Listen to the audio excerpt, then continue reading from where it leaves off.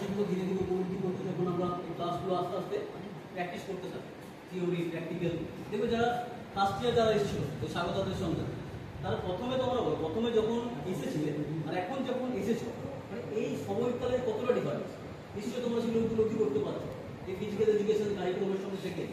ওকে, তো আমরা সেগুলো আরও জানবো আস্তে আস্তে। তোমরা আমরা 6টা সেমিস্টার প্রায় থাকবে, তোমরা ধীরে ধীরে সেগুলো দেখবে নিজেদের মধ্যে কী হবে, সেই চেঞ্জেসগুলো তোমরা বুঝতে পারবে। এখন আমরা দেখে নেব এমন একজন যারা যে আমাদের ফিজিক্যাল এডুকেশন ডিপার্টমেন্টে প্রায় 2016 সাল থেকে এসেছে।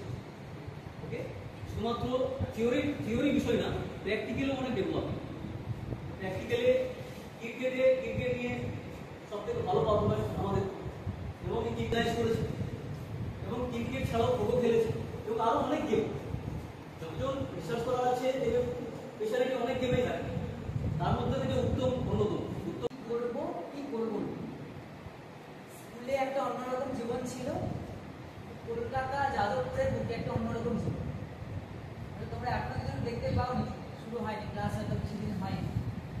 যত সময় এগোবে দেখবে যে নিজেকেই ঠিক করে নিতে পারবে, কারণ তোমরা যে পরিবেশ থেকে এসেছো আর যে পরিবেশের মধ্যে এখন আসো দুটোর মধ্যে অনেক পার্থক্য আছে।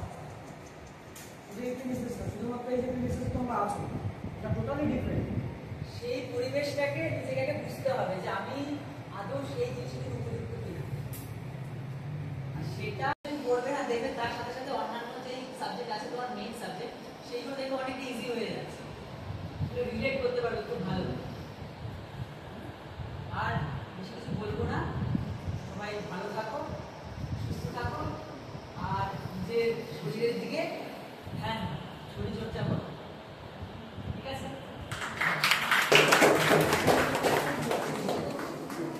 থ্যাংক ইউ নতুনকে, থ্যাংক ইউ, ধন্যবাদ। খুব সুন্দর একটা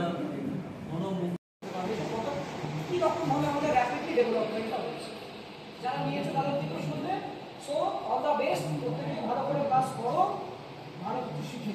এবং এখানে কয়েকটা স্টুডেন্টও আছে যারা তোমার ছিল সেলফ ডিফেন্সে তোমরা কিছু ছিল না, সেলফ ডিফেন্সে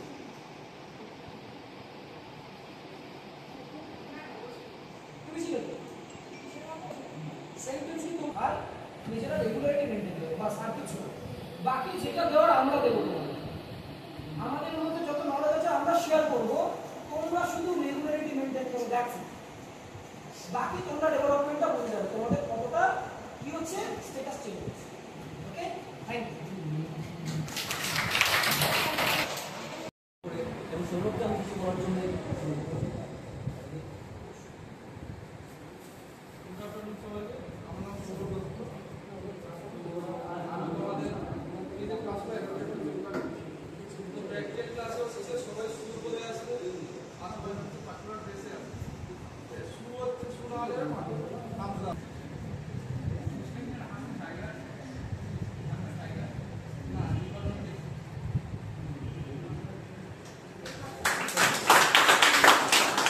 আরও অনেক রিসার্চ করার আছে, তার মধ্যে থেকে আমাদের জুনিয়র সোমনাথ কি বলার জন্য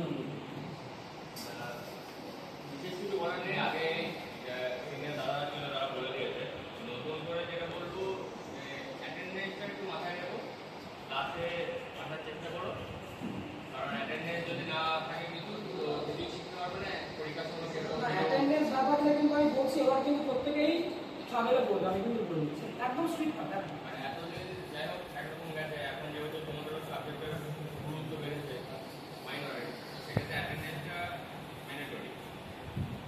আগে কিন্তু মাইনরের ক্লাস ছিল, এখানেও আমি বলেছিলাম সবাইটা এটা একটু মেনটেন করো, তাহলে